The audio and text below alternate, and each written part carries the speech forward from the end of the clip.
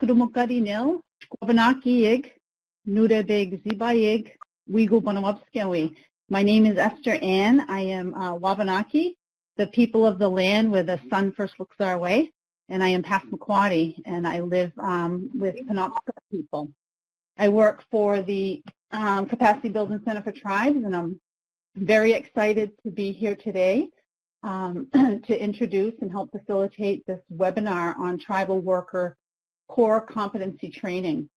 For the past year, faculty from the University of Oklahoma have been collaborating with the Bureau of Indian Affairs Eastern Oklahoma region and the Oklahoma Indian Child Welfare Program leaders to develop this Tribal Social Services Workforce Training Curriculum, which utilizes Simulation Center at the Oklahoma University, Tulsa. So we have with us 5 wonderful people that we've been getting to know. Laura and I have been getting to know over the past few weeks. Dallas Pettigrew is a citizen of the Cherokee Nation from Stillwell, Oklahoma, and currently holds the position of clinical professor at the University of Oklahoma and Henry Zaro School of Social Work in Tulsa. He graduated with a master's in social work from the University of Oklahoma and a double bachelor's degree in social work and criminal justice from Northeastern State University. He's worked for the Cherokee Nation for over 13 years, serving in child welfare, human service administration, and he is a co-founder of the HERO Project, the Cherokee Nation's Children's Behavioral Health System. Rita Hart, Dallas is going to share a lot of information about the project, and then Rita will join him. She is a citizen of the Jicarilla Apache Nation and affiliated with the Choctaw Nation, and she's a native Oklahoman. She holds an associate in business from Murray State College, a bachelor's in social work from Eastern Central University, and a master's in social work from the University of Oklahoma. She is a tribal training project coordinator for the Oklahoma University School of Social Work and a consultant with the Capacity Building Center for Tribes. She's a strong advocate in child welfare with 27 years experience in Indian child welfare, and she serves as secretary for the Oklahoma Indian Child Welfare Association and is the chair of the Children's Court Improvement Program IPLA Task Force. After Dallas and Rita share, we're going to hear from 3 members of the Indian Child Welfare Workgroup. Rachel Four is a member of the Cherokee Nation and is an administrative operations manager with Cherokee Nation Indian Child Welfare. Her work involves managing the administrative, financial, and support service programs for her agency. After spending years in the for-profit world of retail, she came to work for the Cherokee Nation in 2009 after a chance encounter at a mandatory meeting that put her in touch with the newly appointed child welfare director. From there, she joined the passionate and dedicated staff there and has worked there for 4.5 years. Then we'll hear from Mathie Wallace. She's the director of the Kickapoo Tribe of Oklahoma Indian Child Welfare Program. Her Kickapoo name is Kasikotakwa, which means sunbeams shining through the clouds hitting the earth. She was raised in her traditional Kickapoo ways in her large family of 1 sister and 4 brothers. Her passion is working with Native children and families. She began her work in child welfare through volunteer work and transitioned through positions within the Kickapoo Indian Child Welfare Office. She is now director of Kickapoo Indian Child Welfare. She continues to build her skills by continuing her involvement as a secretary-treasurer of SANACPT. I'm sorry, I don't know the acronym. And as the Oklahoma Indian Child Welfare Association member at large and executive officer. And then last but certainly not least, we'll hear from Tracy Haney. He is a member of the Seminole Nation of Oklahoma and is of Seminole Creek descent. He resides in Tecumseh, Oklahoma, where he is the Child Welfare Director for the Seminole Nation of Oklahoma, having served in the field for over 29 years. Tracy graduated cum laude from St. Gregory's University with a Bachelor of Science degree in Social Science and Criminal Justice, being admitted to the Delta Epsilon Sigma National Catholic Honor Society. He is a qualified, certified child sexual abuse investigator, certified law enforcement officer with the state of Oklahoma and the Department of Interior, a certified child forensic interviewer, and a certified child care worker. Welcome to the webinar. We are, well, as I said before, we're going to hear from Dallas. He's going to share a lot of slides that outline the what and the why, and then we'll hear from members of the ICWR work group, and then I'll turn it over to Dallas. Are you unmuted, Dallas?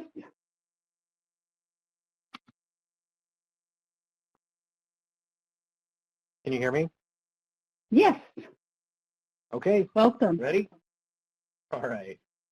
Hello, everybody. It's good to see all your names listed over there. There's a lot of familiar names in there. I'm glad to see you all. So I'm going to get right into it. This project started sort of by a chance encounter I had with Rita Hart in April of 2017. We met at a conference at OU, and a couple of weeks later we got together for coffee to talk about how we could bring the Bureau of Indian Affairs, the University of Oklahoma together along with tribal partners to develop some tribal child welfare training, because we've heard from our friends that they'd like to have that. So there we go. Changing the slide. So Oklahoma is a pretty special place, but it has its own problems. I guess all of our states have problems too, but here's Oklahoma. It's a place where all these problems come together and kind of create a perfect storm for childhood trauma.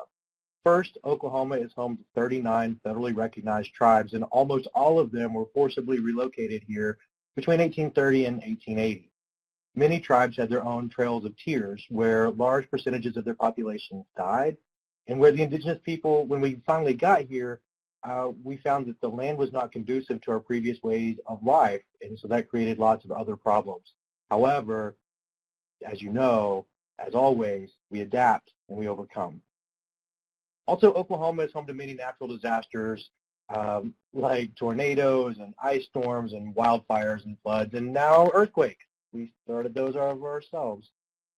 Oklahoma has been home to one of the largest race massacres in the history of the United States, where Greenwood, also known as Black Wall Street, which is about 8 miles from where I'm sitting, was bombed and burned, and about 300 African Americans were killed.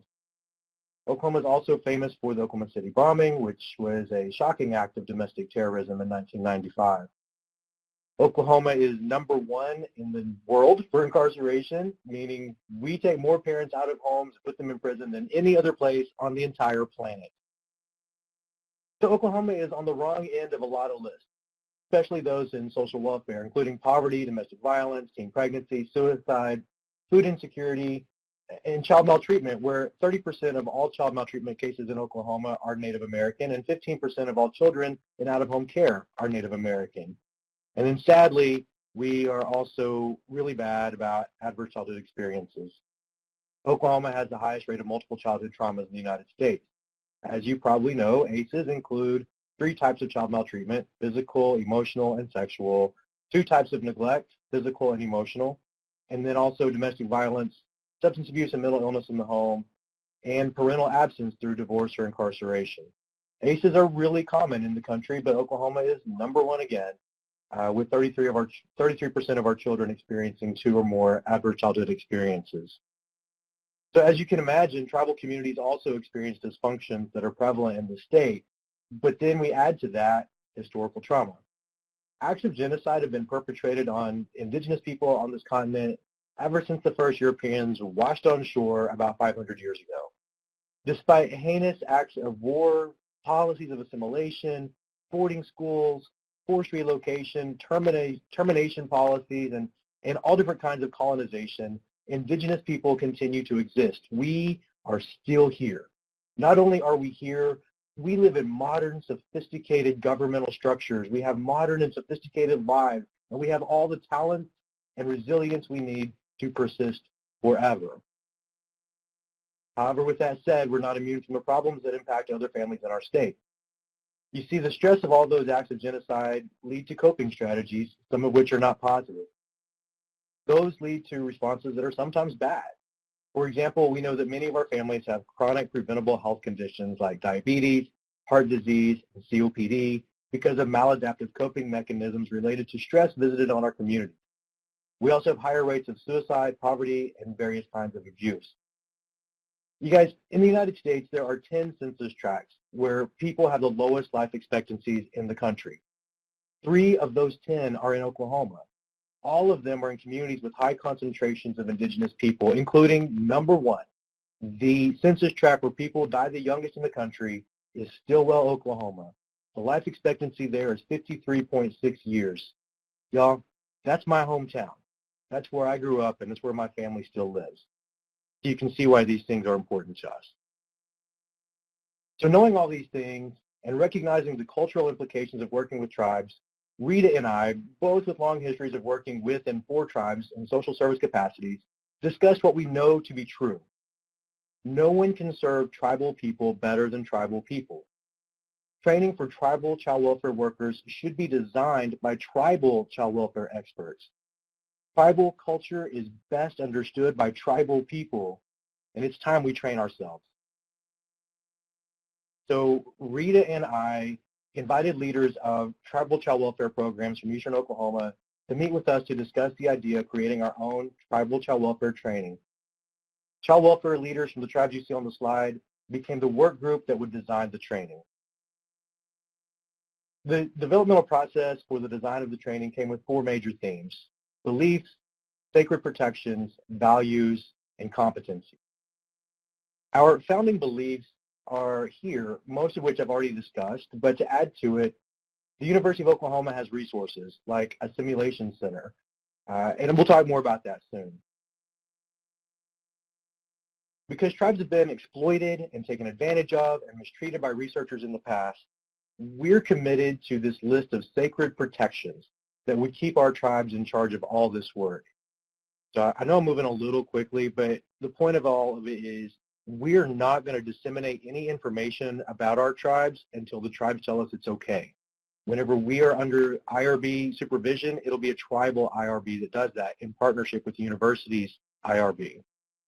The tribes are in charge is the big point. We built everything on core values, and here they are.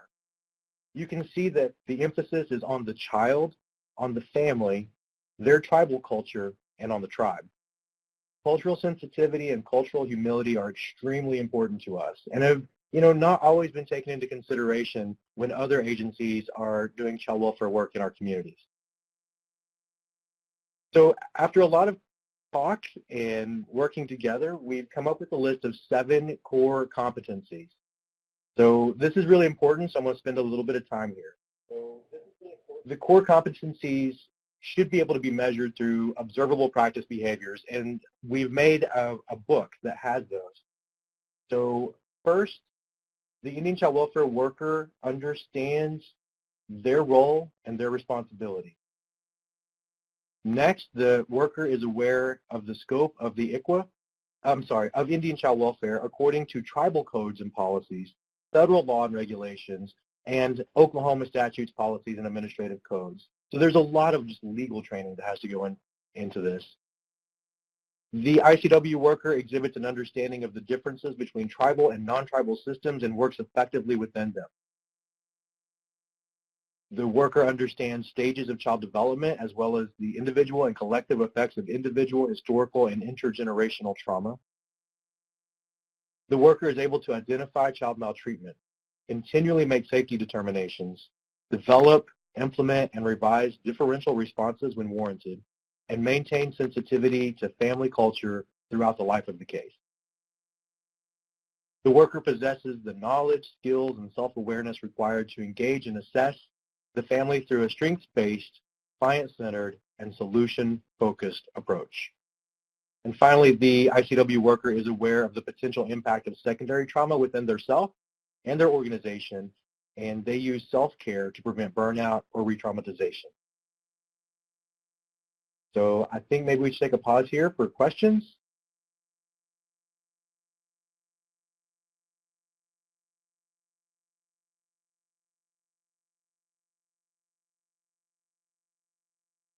I see that multiple people are typing into the chat box. So you want to see number 4. the worker understands stages of child development as well as the individual and collective effects of individual, historical, and intergenerational trauma. There will not be a link for these slides, but this presentation is being recorded, so you can go watch it again and you can see the slides in that way. We don't have permission from our tribal partners to share these slides, and so until we do, we're not making them available for you all, and I'm sorry about that.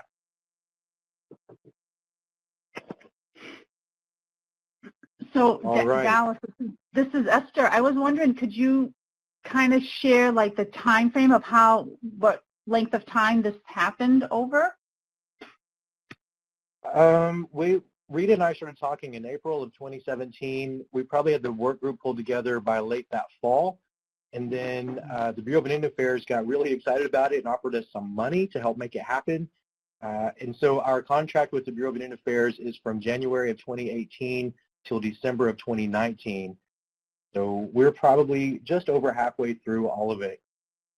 The front end was a lot of meeting with our tribal partners and hearing from them about what is important to train into their workers and how we're going to address cultural competency when we're dealing with 39 different tribes, and how each tribe has its own culture, but each family has its own culture too. Mm-hmm. Right. So that's the time frame. Thank you. All right, so let's move on. We built our training using the medicine wheel pedagogy that is commonly used among various tribes in the United States.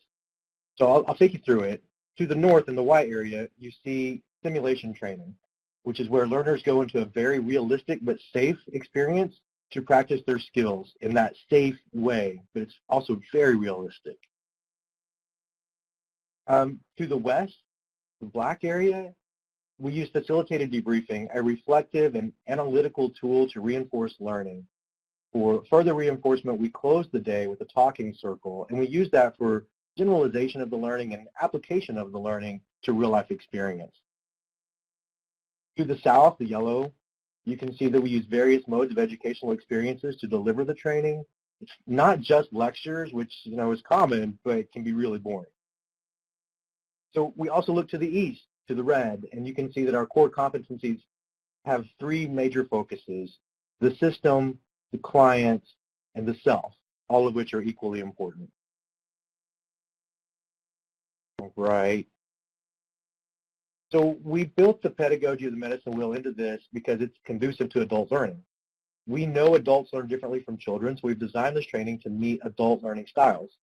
We know that active experiences combined with intense emotions lead to long-lasting knowledge, especially when the training readily applies to their lives and is culturally relevant. Classroom learning is used in our model, but we try to keep it from being boring, because it often is. Our classroom learning is primarily lecture-based and taught by national indigenous experts with whom we contract. Before the students come to class, they typically have done an online training module or two, or they've read some articles or some book chapters, or they've listened to podcasts or something along these lines to give them a foundation for the day's learning. And what you see on the slide are some topics that we have gone through in our classroom learning or that we plan to go through. Some of those haven't been done just yet. Next, usually after lunch, comes training in OU's Simulation Center. OU is one of only a handful of schools of social work in the country that has the space dedicated to social simulation. So if you consider how pilots learn to fly, they do it in a flight simulator, right? If you think about how basketball players learn to play, they do it by scrimmaging and practicing outside the game environment where they can hone their skills in a safe, low-stakes situation. And then when they go to the game, they can put what they've learned in practice into work.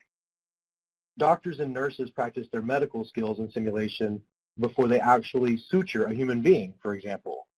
So we've taken the concept of simulation training and applied it to social work. So we have standardized participants, they're actors who are trained to be our clients. And we have an apartment that's set up that we can stage, and I'll show you some pictures in a second. We can make it look like a real home. There you go. So then our workers will go into that home and they'll do a safety assessment. They can do an inspection. They can visit with the family. They can do everything that they would normally do, in a home visit. Simulation training is the same for people being trained all around different professions. There's a really significant research base proving that simulation style learning is effective. There you can see our babies. The one in the middle you see has some injuries here. These are supposed to be bruises, and then her hand is burned. So we've tried to get babies that could appear to be indigenous, but that's really difficult. And we try to get them that look really lifelike. And the two babies at the top have hair. That's actual human hair. These are pretty expensive babies that we use.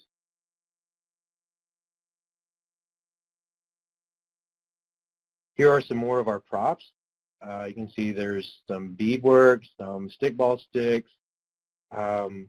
There's some medicine there, like traditional medicine. There's some Western medicine. There's some poop, because we encounter that when we go into homes sometimes. Here are some shells for stomp dancing. Sometimes there's alcohol around, roaches. So we have all kinds of props to make everything seem as realistic as possible. Following the simulation, learners go through various levels of debriefing. First, they get feedback from the standardized patient or the actor about how they did in the simulation. After the simulations, we do a session of facilitated debriefing where we play clips of various learners practicing their skills. We typically play only the good stuff because we want to build on strengths and not point out deficits. We'll play a few seconds of the video that captures a strongly executed skill, and then we'll talk about it. Maybe we'll ask, like, what were you thinking here? Or how did you decide to ask that question? And that just helps them think through their decision making. Learning Space is a software platform we use to record simulations. Usually during the simulation, one learner is in the simulation going through it and appears on a computer watching or observing. The observer could also be a supervisor or a trainer. During the observation, the observer can make little notes, annotations that pop up during the playback in Learning Space. They can be affirmations or pointers or other kinds of critiques. We can also build scoring rubrics into the software so observers can score learners on their observable practice behaviors. And then when the learner's finished, she or he can watch their own videos on their own time from their own home if they want. They can make their own annotations or they can just read the ones left by observers. So therefore, learners get feedback from 5 different modes. They get it from the patient or from the client. They get it from the facilitated debriefing session. They get it from their peer observer, they can get it from their supervisor observer, and then they can get it from themselves. That's 5 levels of review after the experience. Now, that has got to reinforce learning. So here's what Learning Space looks like. You can see this is the room that we're in. We have the dad, we have the baby, we have an observer in the room with them, and we're pretending like they're learning how to do child welfare work. We have a child welfare worker here making the home visit. And this is all on a monitor that people can watch from outside in the hallway, or we can have it in a conference room where the supervisors who are all around this table are watching and taking notes for facilitated debriefing. So we also want to end the day with the talking circle before we leave. The talking circle is a structured, respectful way for us to hear from each other. Everyone is equal in the talking circle, and we really listen to the speaker without talking or interrupting. The key to an effective talking circle is really the listening. Learners will share about their experience or what they're taking away from the learning, their most powerful insight, or things like that. Talking circles often elicit strong emotional responses from learners, which further reinforces the learning. So there you have it. I'll ask Rita to speak up now and cover all the things that I forgot.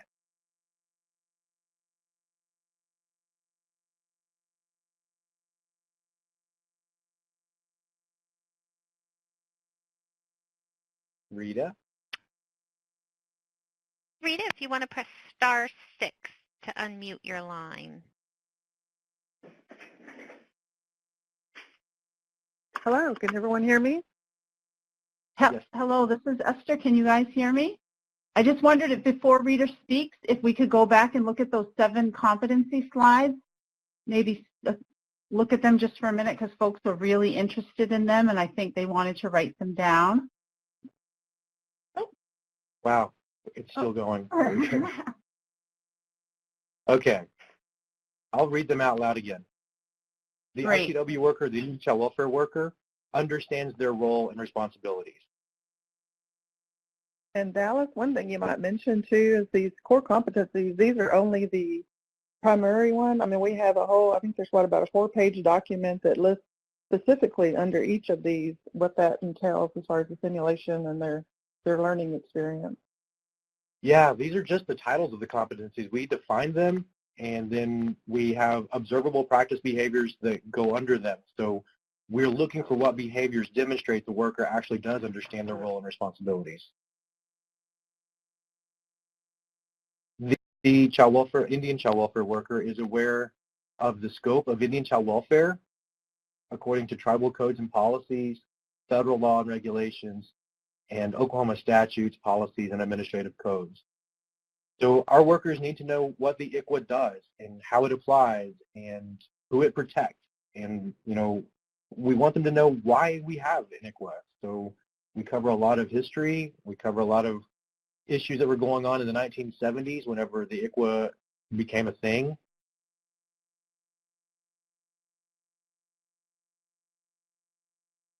The Indian child welfare worker exhibits an understanding of the differences between tribal and non-tribal systems and works effectively within them.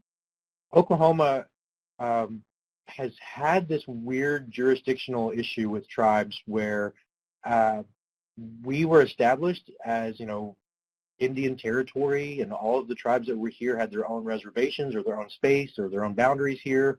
And then Oklahoma became a state and assumed that we were no longer on reservations, but you may know about the Murphy case that has all that up in the air right now. So our reservations were never disestablished, and so they continue to exist. Now, the Supreme Court's having to deal with that. But what that means in child welfare work is sometimes we're working with our families that were taken away on the state's land, and sometimes it's in tribal land. And so we have to know how to work within both those systems. The Indian child welfare worker understands stages of child development as well as the individual and collective effects of individual, historical, and intergenerational trauma. So we think it's important that our workers know, like, what are the developmental stages that children should go through and when should they happen? We want them to know, you know, are the parents expecting too much out of children or maybe not expecting enough? When are developmental milestones supposed to occur, and how big should a child be? How do we know a child is thriving or failing to thrive? But then we need to compound all of those things with how trauma, both individual, like adverse childhood experiences, historical trauma, like those that we feel but may not be able to define because of the atrocities visited on our ancestors, and then intergenerational trauma, where there may be multiple generations of problems, of family dysfunction, or of early death, or something like that. The Indian child welfare worker is able to identify child maltreatment. You know, sometimes we know that that's hard to do. So we're trying to train our workers to know how to make that determination. We want them to always be able to make safety determinations. Every time they make a home visit, whether it's for a formal safety inspection or not, they are assessing the scene to see if it's safe for the children that are there. We want them to be able to develop, implement, and revise differential responses when they're needed. So responses don't have to be cookie cutter. In fact, we don't want them to be. So we're hoping our workers will come away from this training knowing how to develop and roll out these differential responses. And then if they're not working, to change them up so that they do. And we want them to maintain sensitivity to family culture throughout the entire life of the case. Just because I'm Cherokee doesn't mean I understand how every Cherokee family works. So we need our workers to be humble when it comes to culture and sensitive. The Indian child welfare worker possesses the knowledge, skills, and self-awareness required to engage and assess the family through a strengths-based, client-centered, and solution-focused approach. That's where really the core values of social work are feeding into this. we want to really emphasize strengths and help people grow their strengths. It's not helpful to tell people how bad they are. It's helpful to show them where they're good. We want everything to be client-centered, child-centered, family-centered, tribe-centered, so that it's not about what's best for the agency, but it's what's best for the family. And then solution-focused. Everything we do should help point toward a solution and not just emphasize a problem. Finally, the seventh one, the Indian child welfare worker is aware of the potential impact of secondary trauma within themselves and their organization, and they use self-care to prevent burnout and re-traumatization. So we know that a leading cause for high turnover in child welfare is workers feel overwhelmed and burned out from the trauma that they endure secondarily or vicariously through their jobs. So we want to teach our learners what is self-care, what is effective self-care. It's not just taking a day off work, but it's about taking active steps to help you take care of your emotional well-being or to heal yourself from trauma you're experiencing. So we want to train those things in to try to keep our workforce steady, and we want to reduce that burnout and re-traumatization. So there we go, a recap of those 7 tribal core competencies. So Thank you so now, much, Rita. Dallas. That was wonderful. Thank you.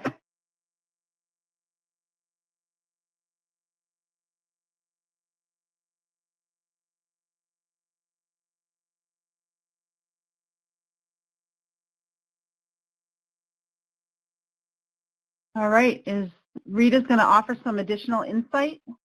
Rita? Yes, I'm here. That's okay for everyone that's on this call. Really appreciate the interest that you have for the project we've been working on. Dallas did an excellent job with the presentation. I know it was kind of quick, but I know we wanted to make sure we included everything. So the core competencies was the biggest part of our pilot, having to be able to talk with our tribes in the Eastern region. But what I just wanted to just take a little bit of time and just kind of go over how this, I think Dallas did a good job on the introduction on, how we started. But it really emphasizes how we were able to incorporate the tribes into this project, because we work with the Eastern Tribes of Oklahoma.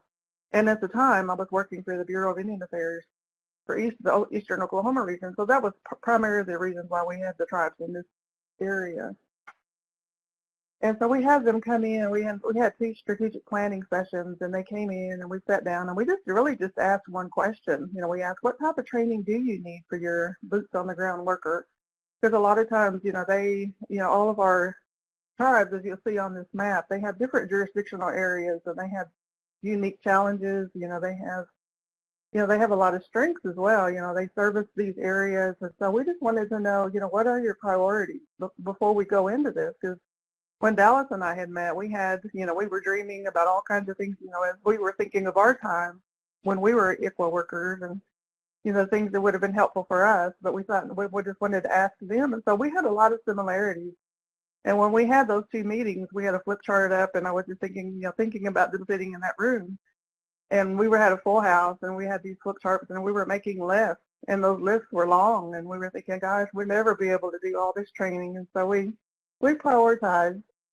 And with the top priorities is what he had on his PowerPoint. Those are the 5 sessions that we had initially started with. And in the meantime, the BIA, the Human Services Center, they have a Center for Excellence. And so what they were doing, they were planning workforce development training for their staff. And as I was presenting this project to them, they were really excited. And they said, this is what we need. We would like this training for our staff and also for being able to support the tribes that they serve in each of our regions.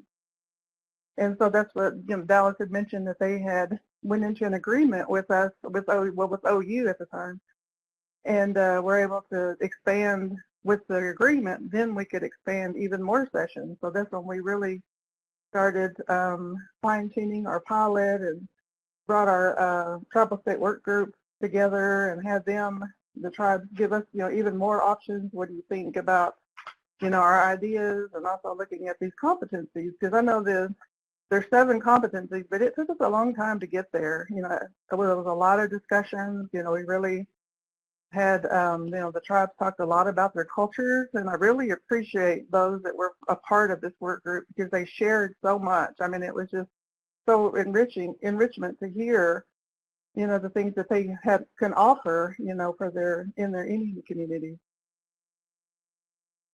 And so we entered into this partnership, and we had to sit down and look at strategic planning, how are we going to do this in the upcoming year? And so we have a roadmap, that details all the sessions that we have that are coming up. And then also the work group, and we have all of them involved with their workers. We've had 2 sessions, simulation sessions, and then we have one that's coming up next month. And so with all of those, we just want to make sure that we're on track, and we constantly ask for feedback from the tribes and from the participants, just to make sure we're on track, with what they think, what they need. And so it's still a work in progress. We still have another, well, I guess the time will go by quick. I know, we're hoping, by the end of the year to have a 2-week institute. We're working up to have at least probably a 3-day session one week and a 3-day session the second week for our work group members. And during that time, then we will finally be able to do some research. Our goal is to have a tribal IRB and then be able to do some research on our curriculum, on our the trainers that we have, the experts that are teaching, and then look at it as a sustainable program.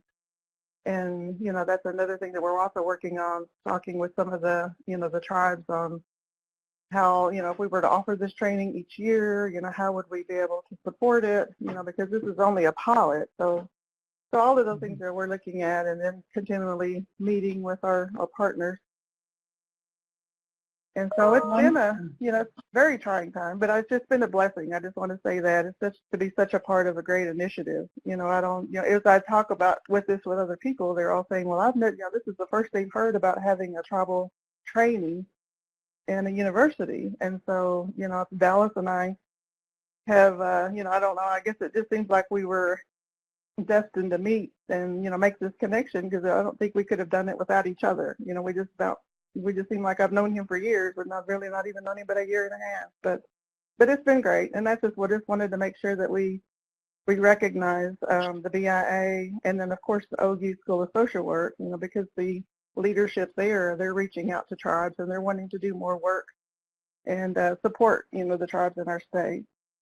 So all of these things together, it's just been a perfect timing for everything to come together. And this is Esther. That's wonderful. I've heard that about some powerful pieces of work that they've just come together that way, like they were meant to be. Thank you, Rita. I want to transition now to the next slide, and we're going to hear from some of those Indian child welfare leaders that participated in this pilot. We're going to start with Rachel, and then we're going to go to Mathie and Tracy, and they're each going to take some time to share a little bit about themselves, what they do, how they became part of this group, and offer a unique perspective. Are you there, Rachel? Are you unmuted? I am, Esther. Can you hear me? Yes. Okay. Well, hello, everyone, and good afternoon. I want to thank each of you for taking time to join us today. I'm truly humbled by the amount of people that registered for the webinar, and it's so great to be part of this work group because all of us were surrounded by such passionate people that want to train our tribal child welfare staff in the state of Oklahoma. And you'll hear from 3 of us today, but there were many more leaders at the table. And so I just want to take a moment to recognize all of our other leaders that have helped us through this entire process, because we really came together as tribal people, and we sat at the table and we talked to each other and we listened to each other. And everyone on the work group comes from various tribal sizes, and there's various needs within each of our tribes. And together we came up with the platform and the concepts that work for all of us. And we were very respectful in displaying all of our needs and accepting the needs of our work group. So I work at Cherokee Nation Indian Child Welfare, and I'm the operations manager. So I basically manage all the support and financial side of our agency. And workforce development and worker training is an area of our agency that is under my purview. And so that is how I wound up part of this work group as Rita and Dallas started to pull all of the different tribes together. You know, they sent out various invites, and I started attending from the very beginning. Lots of us in the work group had to drive a significant way to enter into these initial meetings, and it did take some time and energy. But I think, as you've seen, as you've listened to Dallas and Rita this morning, that all of that time and energy is really culminated in something that we're all very proud of. So that's how I became part of this work group, and I have really been intentional about trying to be at every meeting that we had so that I was able to help with the resources to make sure that this pilot kept going. With Rita coming on board as a part-time member of the OU School of Social Work, that was really helpful in keeping this project on track. And so we appreciate her and Dallas so much for all the work they've done. One thing that I think is so wonderful about this project is it's one of the first places I've ever been in tribal child welfare where our Indigenous values were at the forefront. As most of you that are on the phone know, tribal child welfare agencies have very different structure, operation, practice from the state agencies that most of us intersect with on a daily basis. And lots of times, because the resources at our tribal agencies aren't as abundant as those at the state agencies, we don't always have access to the same types of trainings that the state does. And a lot of times we depend on the state for some of their trainings. And those trainings are typically driven towards their values and not ours. So as tribal child welfare workers, we're kind of always in this space where we're like, I understand that, but at the tribe we do it this way, and we're kind of consistently having to explain ourselves as Indigenous people and explain our ways. And so this work group has been so wonderful because our Indigenous voices were the driving voices at the table. And we didn't have to retrain about this is how we do it or this is what we face in our Indian communities. We had a safe space where we could talk about our practices and what is relevant in our Indian communities and the issues that we're facing and the struggles that we have.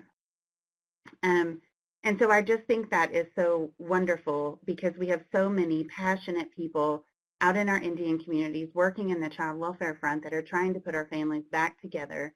And a lot of times they're doing it with less resources, less infrastructure, and it's very difficult. So this work group has really been an opportunity for us as tribes to pull together, collaborate, and use our partners, agencies, and resources around us to develop almost like a little core training for our tribal workers. And as we can empower those workers with more knowledge that is practiced in the safe setting of the simulation center, we really give them some excellent tools to go out into the community and into the homes where they serve our families, make them feel more empowered and competent and have more skills to help those families that they are so passionate about. So I thank you all once again for joining us today, and I think I will pass it on to Mathie. And I think we're going to take some questions after all three of us have gone. So, Mathie, it's up to you. This is Mathie Wallace, and I'm with the Kickapoo Tribe.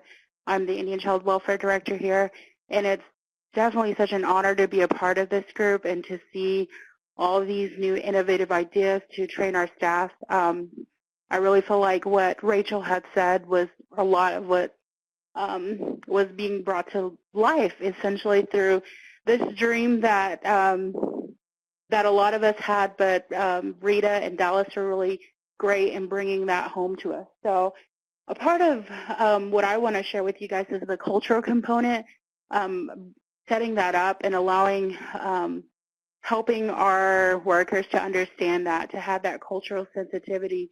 And even for some of us who hire non-natives, training them in that is so important, helping our, or even other tribes who work for a different tribe to understand those tribally specific elements, or just even understanding those dynamics. I did share some slides just to help to see the importance of culture. And that's really important whenever I train my staff, is to help them to understand that and to have the respect for that. And that's one thing that we wanted in this training, is for our workers to see that, but also even our actors. It was important for us to train our actors and give them some of those cultural sensitivity in the simulation.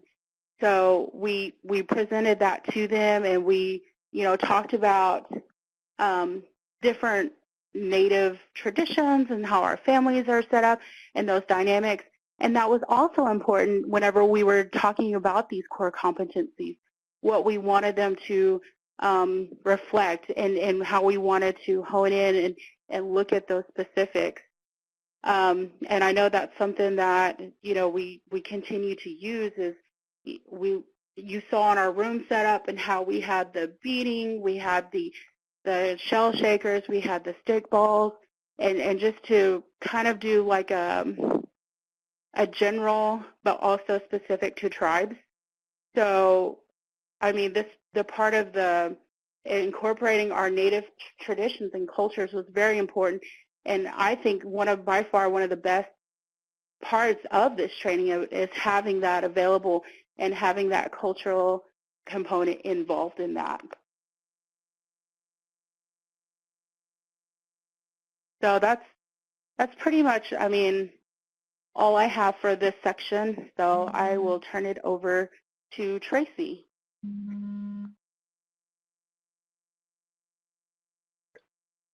Okay. All right. Can everybody hear me?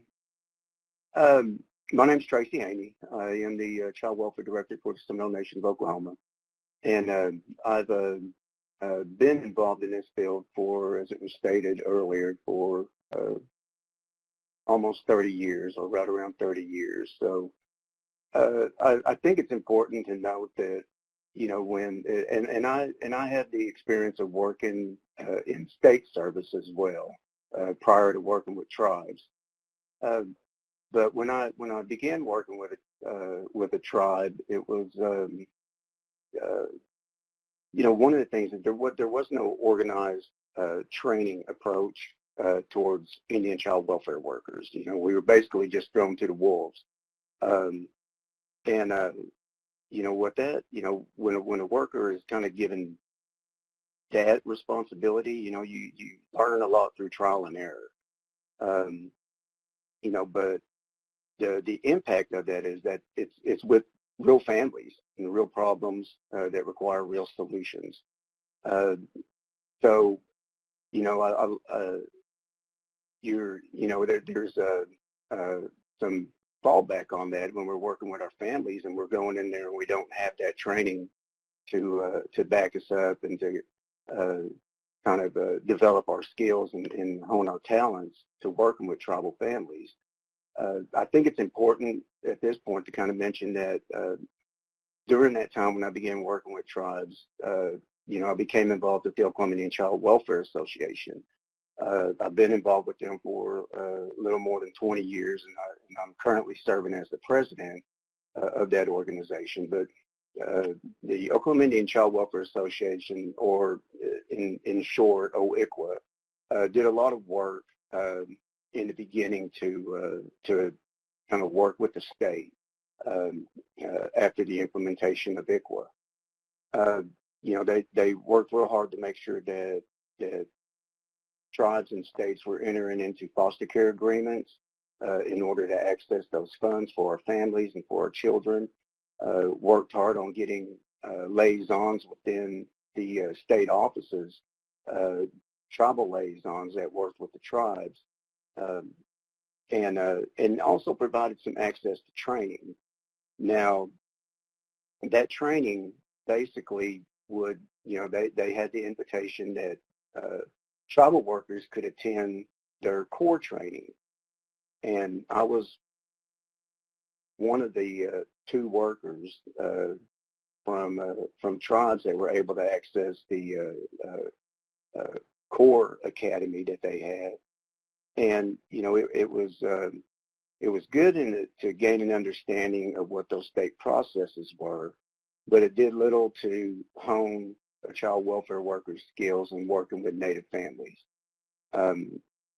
Especially when you come from a state agency and you're transitioning into working with tribes. And one of the things that even I discovered about myself during that process was that there was even somewhat of not a good understanding of even historical trauma and how that impacted my own life. So it was important to, I think, especially with this project, to make sure that we had an organized approach towards training ICRA workers and make sure that we had the competencies to develop whenever we were going out and working with our families. And so that was, when we talk about the approach that we took, it's when you're trying to develop a training program that's going to work for many different tribes as we have in Oklahoma, this work group was able to come together and get aspects of our culture within the training without being specific to any one tribe. We had a lot of discussion about how we were going to implement that into those scenarios, into the slides that you've seen previously about how those rooms were set up and what were in those rooms, and how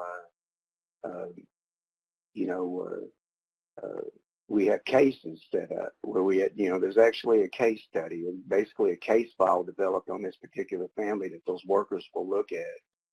And I think it helps to be able to go in there, and some of the things that are not pronounced for a tribal worker who is actually from a tribe and has some knowledge of their culture, other people may overlook, or especially if you're not with that tribe.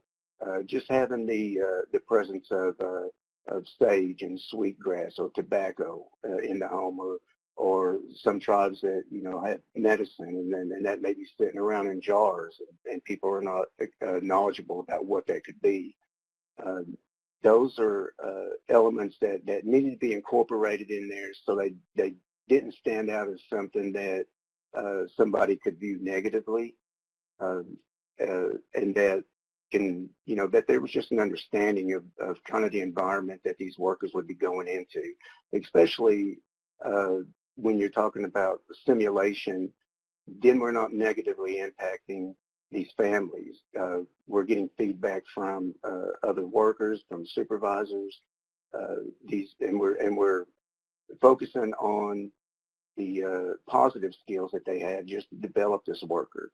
So going from a time many years ago where workers only had access to kind of an organized, developed training that was just specific to state workers, we have a training now that we're still developing, but works on a cultural approach to our families. And so I can't overemphasize that, how much that process will be, for our families. It's just that when we're taking a native worldview approach to this, and not a dominant worldview approach, I think it's just going to be a lot more beneficial to our workers and to our families. So the group that and I, you've got a few of us here, but there were so many others that contributed to what this outcome is for this group.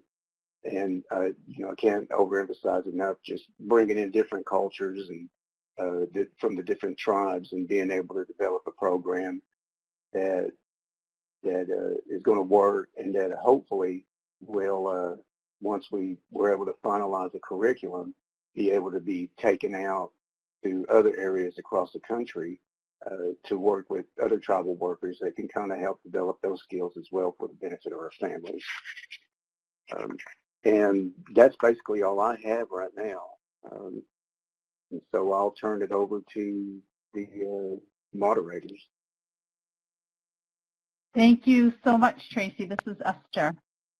You Actually, the last thing you said answered the question that we had in the chat box about the curriculum being released on a national level. So I guess it's something that you are all have been thinking about, rightfully so, because there's so much excitement around what you have done and are doing. So now what I'd like to do is to have the 5 of you, Dallas, Rita, Rachel, Mathie, and Tracy, kind of have a discussion and ask you a couple questions. Folks that are listening in or on your computer, you can put any questions you want into the chat. And we're going to, we have a couple questions that we'd like to ask, and if there's anything you want to know, just put it into the chat and we'll ask that either of a particular panel member or just in general, and we'll have folks respond. So first, I'd like to hear from more about the debriefing process and how that went, particularly how it made you feel, how did your workers respond to it. I know that I was really impressed here in Dallas talk about just the number of ways that the different levels of debriefing that are available through this process, and I just wanted folks to take some time to weigh in on that and share your feelings around that.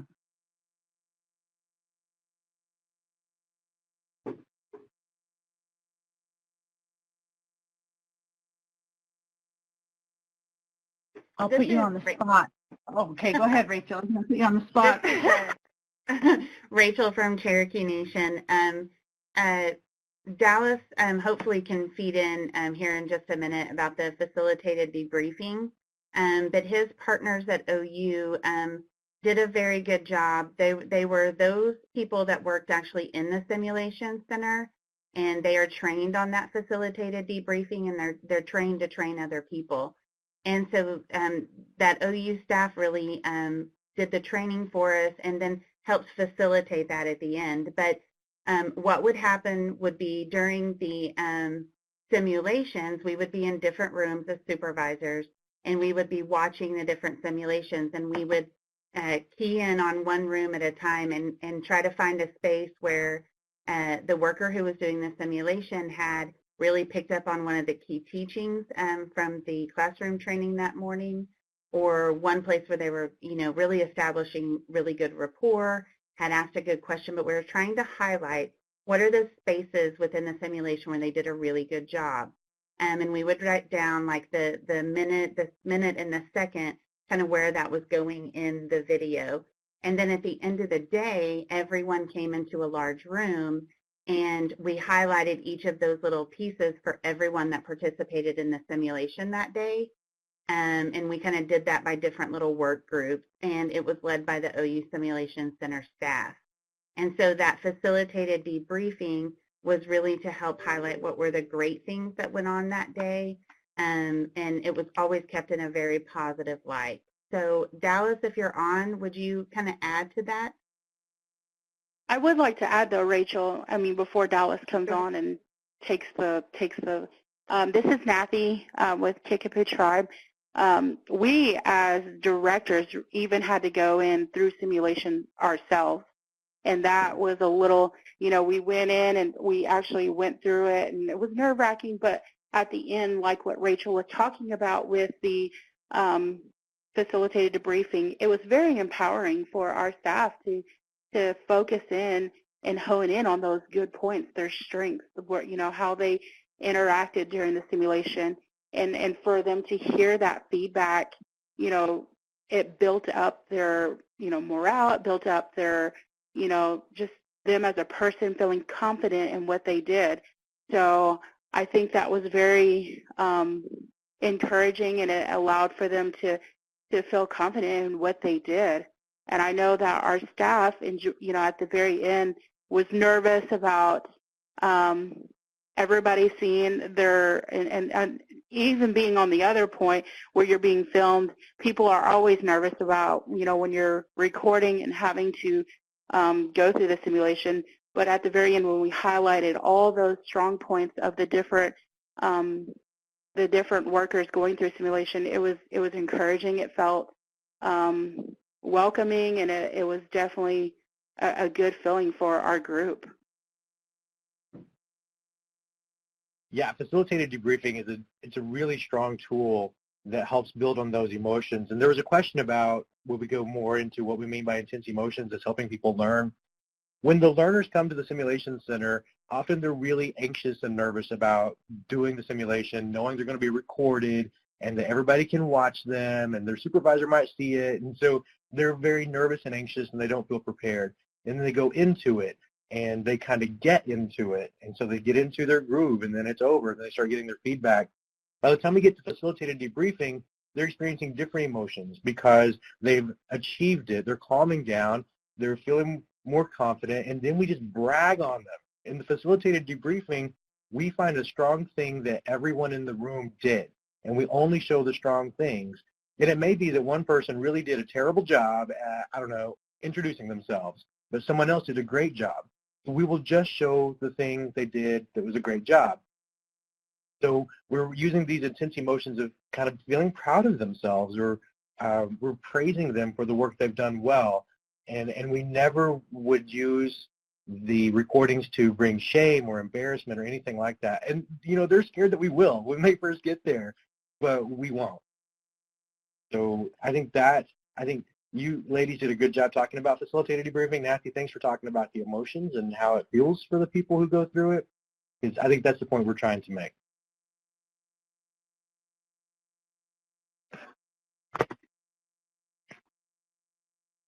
Tracy, do you have anything, Rita, that you want to add about the debriefing process?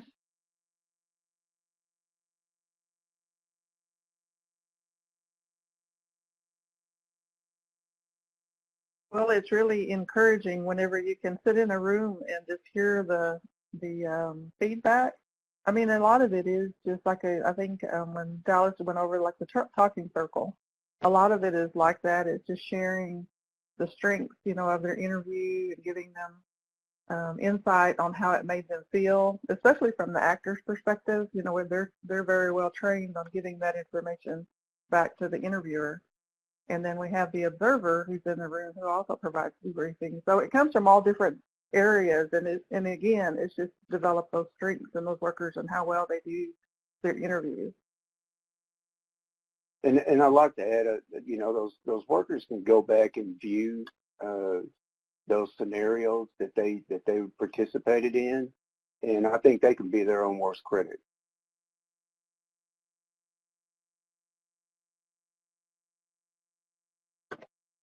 So this is Esther again. I'm struck by the amount how this was structured within an Indigenous worldview. And I remember in our conversation, I think somebody said we didn't have to indigenize the process because we created it. And I'm wondering, you know, how I just keep thinking about how that lent to the cultural safety you talked about before in the simulation training room. And it's just interesting to me. I'm just really impressed with how it was created within that worldview, and didn't know if you wanted to talk about that a little.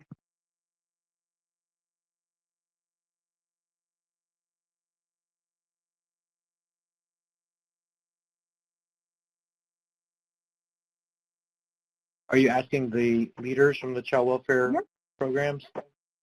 And any one of you that are presenting today, if you know how that, because it's interesting to me, because usually as we know things are created and then we have to kind of go back and reverse engineer and, you know, indigenize those processes. But when they're created like that from the beginning, it just seems like, you know, what a wonderful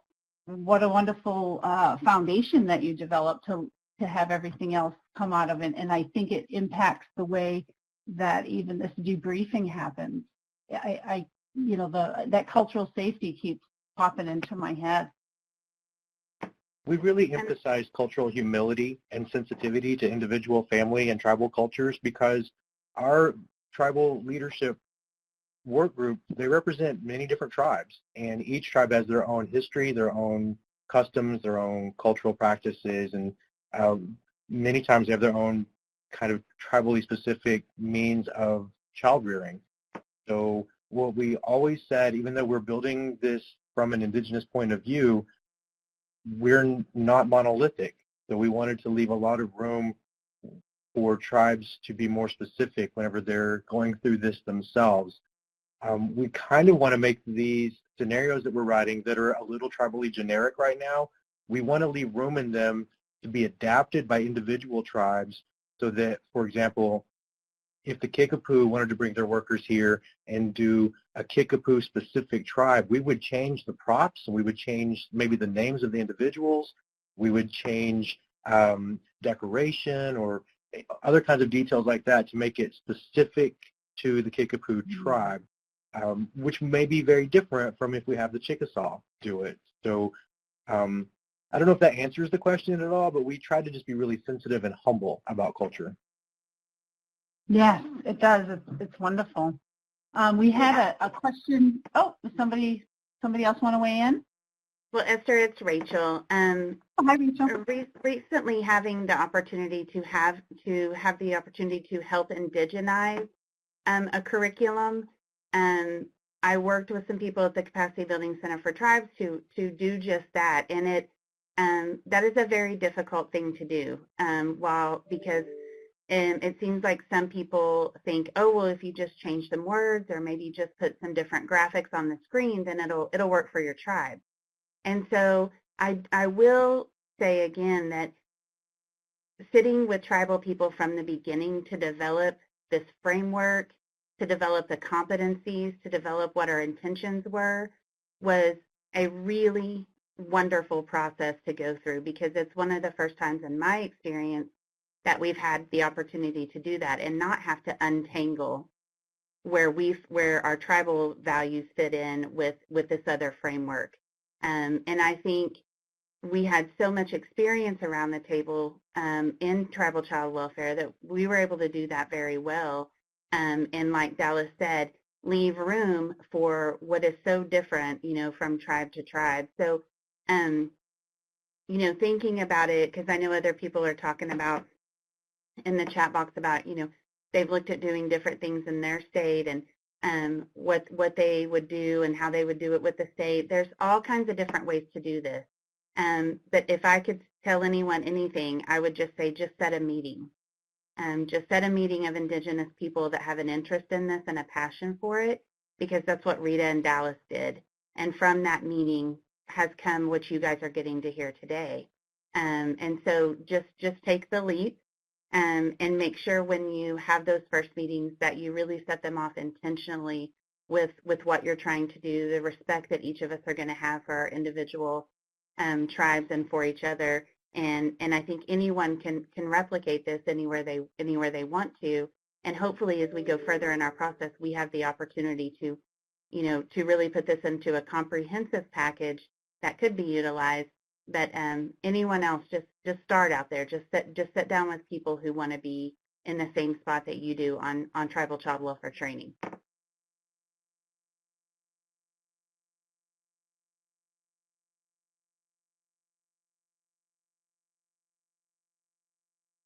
Thank you, Rachel.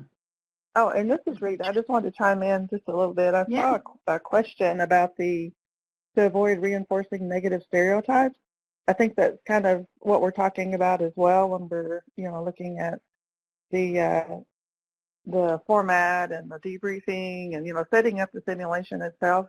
We had, I don't know, I remember having at least 2 meetings discussing that particular subject, because we didn't want this to come off as, developing those stereotypes and making it look like all Indians, do this certain thing.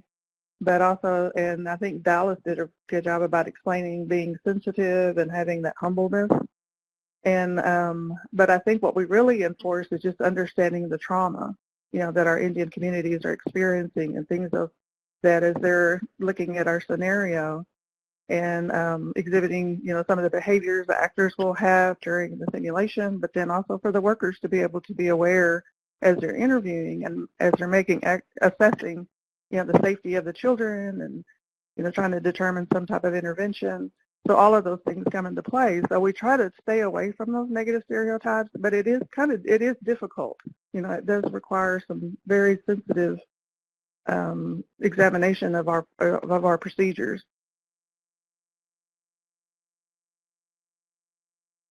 This is If I Esther. may add, this is. Go ahead, Tracy. Sorry. Okay, this is Tracy Haney, Seminole Nation. I want to let the participants know that we've had some discussion as well about once is kind of fine-tuned and maybe finalized, that there would be an approach to like our state agencies that maybe their workers can access certain scenarios out of this simulation in order to kind of gain them an understanding. We haven't gotten to that point yet, but we have thought about that idea about, how do we get non-native workers to kind of experience that before, they actually encounter one of our families.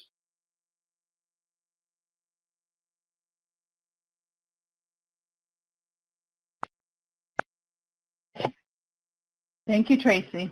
This is Esther. In thinking about the negative stereotypes and trying to take care of ourselves, my mind keeps going back to self-care and what Dallas had talked about, because I know that in my experience in working in tribal communities and managing tribal folks who work in tribal communities, that we really have to pay attention to that self-care, and really it's taking care of our own trauma and doing restorative things for ourselves, because we're constantly triggered all the time, and this work even triggers us more. So to really take care of our own trauma and then help each other, I just really appreciate that so much attention was paid to that throughout this process.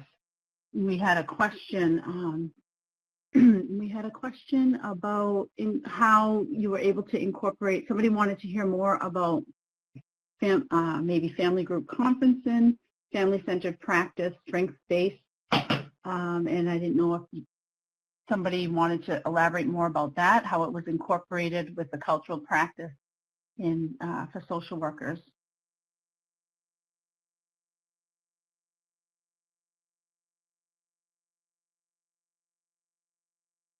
This is Rita again. We have had those discussions about simulation in a group setting. I think that's something we want to try to do at some point, but we've also had a lot of suggestions in other areas.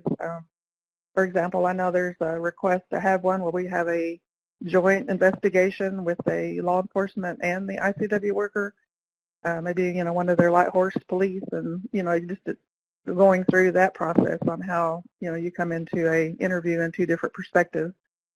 And so, but group conferencing, I think that's an excellent idea, and that's something that we have explored.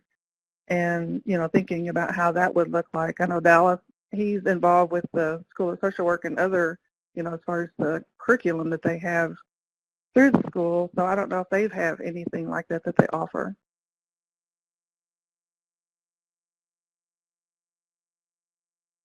So this is Dallas right now. Tribes sometimes in Oklahoma, tribes already use family group conferencing and other strategies for working with families, and we haven't really had, we haven't done any work with individual tribal programs about their policies, and I'm not sure if that is somewhere we would like to go. I mean, maybe, but for now that's not within the scope of our training.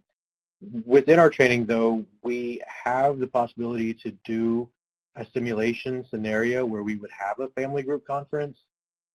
We just have to write it, We've already established precedent for doing focus groups in simulation and all other kinds of things, and we can do just about anything in simulation. So if we wanted to model how to do family group conferencing or things like that, we could absolutely do it in the sim lab.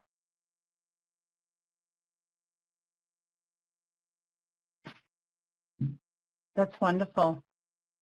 This is Esther again. I just wanted to maybe, before Dallas talks about future implications, that maybe we can hear from everyone just one, Rachel started it, one piece of advice you'd have for other tribes that want to create something like this in their states. And I think Rachel said just call a meeting, just sit down and just do it. I didn't know if other folks had anything else they wanted to add.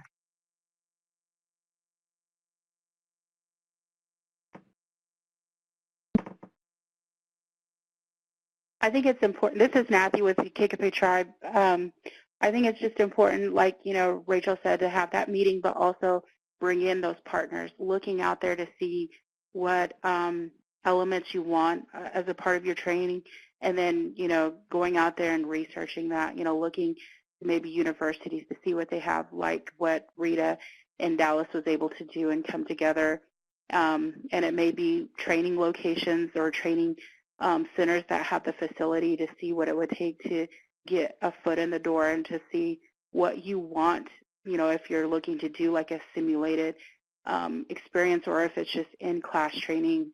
I mean, it's just looking to your community, seeing what the need is and how you feel is best practice, and then looking to finding that resource or that center to do that, and to see what it takes to make that happen.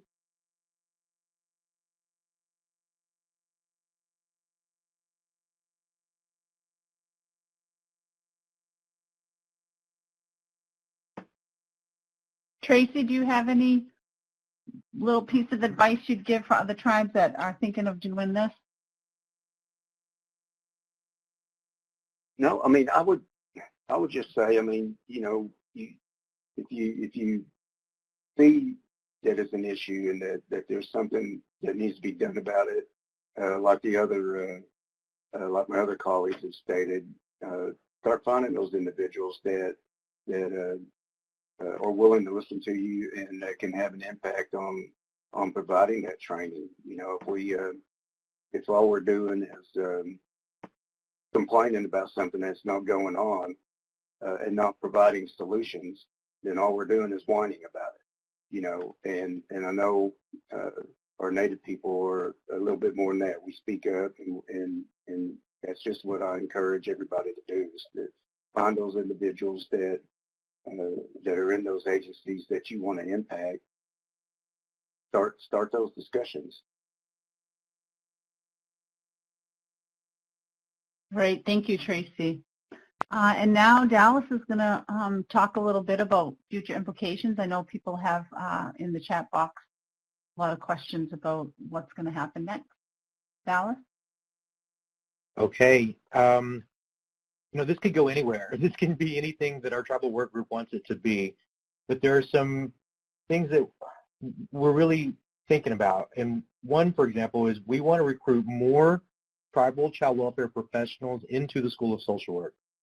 We know they have cultural expertise that is awesome. And we know they have child welfare expertise. What we want to do is get them that BSW or MSW credential so they will be taken more seriously in the Western world.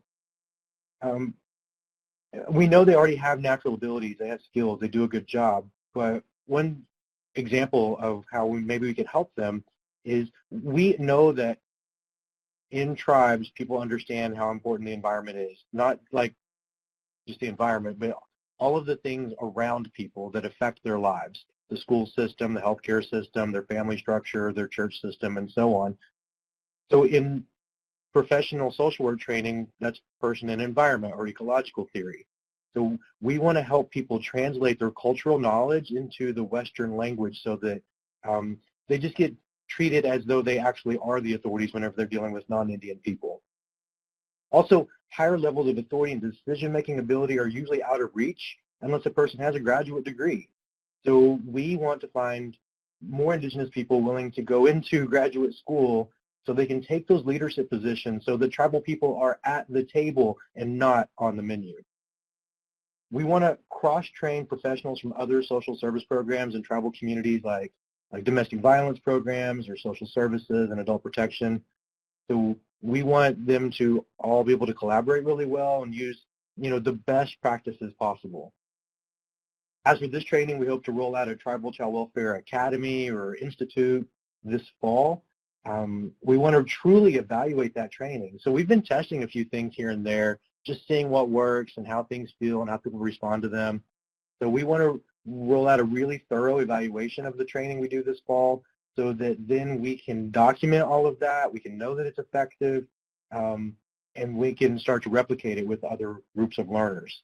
We need a really good evaluation to get that done. So that's coming up. Hopefully we can grow this into an every year or a twice-a-year academy or something like that where tribal people are training tribal people to work with tribal people. You know what I mean? And so that's, I think, the most important thing out of this whole project is we want tribal experts to be training tribal people to do tribal work with and for tribal people. What the next step to that is we want tribal experts training the non-tribal agency partners who also work with our family. For far too long, tribal people have been the learners from non-Indian folks, and now it's time for us to turn that paradigm around. We have the expertise, we have the skills, we have the knowledge, we have the experience. We need to take that and train the people who are working with our families who don't know us and don't know our culture and don't know how we live. So what we're doing here is building that environment where that can happen. So, sorry, got on a little bit of a soapbox. No, you got me all fired up, Dallas. It's wonderful. So we have... This can go anywhere. Rita might add to that, too. Yeah.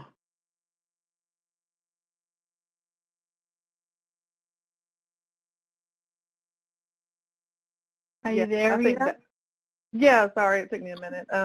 Yeah, Dallas covered all of it. I think one of the other things, though, is the BIA. That's one of their incentives for this was to, if we can have more graduates for the Master's Social Work degree is to help for job placement for them. Because what they found over the past year, they've had openings, all over the nation and weren't able to fill them because people don't, they have Indian preference. And so a majority of, they weren't getting enough applicants. So that was part of their incentive, to promote this project that we could hopefully, recruit some students in and then share with them, some of the openings that the BIA has. And in Dallas, I know he didn't mention what the tribal college is. He's working with the Muskogee, the Creek Nation, the college in Okmulgee, about developing some partnerships with them. So I think that's a really move in the right direction and trying to help, recruit some even more students, just to pursue a higher education. If I could jump in on that, Rita, I want to brag for just a second about my university. Whenever I was a student here and I graduated in 2012, there were 3 Indigenous students in my class of about 60 students. Now, the School of Social Work in Tulsa is 16% Indigenous. We have 2 documented members of tribes and 1 descendant who are faculty members here. And by fall of 2020, we think we're going to be at 20% American Indian students in our School of Social Work in Tulsa. And so I think that's fantastic. I'm really proud of that. That's amazing. Wonderful. So if there are not any more questions, we'd like to thank everybody for attending, and Mathie is going to close us out. She's going to share something.